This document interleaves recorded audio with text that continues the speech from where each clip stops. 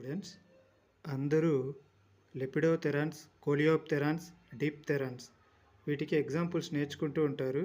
కానీ ఏవి వేటికి అనేది మర్చిపోతూ ఉంటారు. సో మనం ఈజీగా గుర్తుపెట్టుకునేకి ప్రయత్నిద్దాం.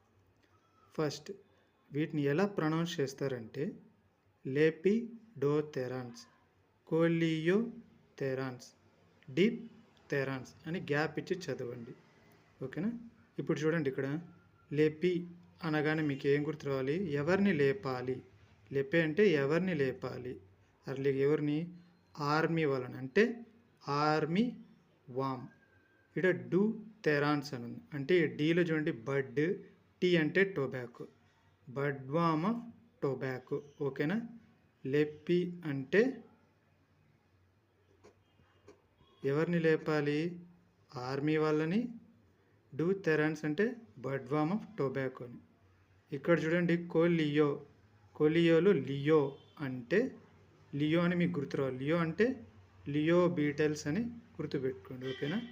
కోలియోలో లియో అంటే ఏంది అని ఐడియా వచ్చింది అనుకో, లియో బీటల్స్ అని తడుతుంది మీకు. ఓకేనా? Second one.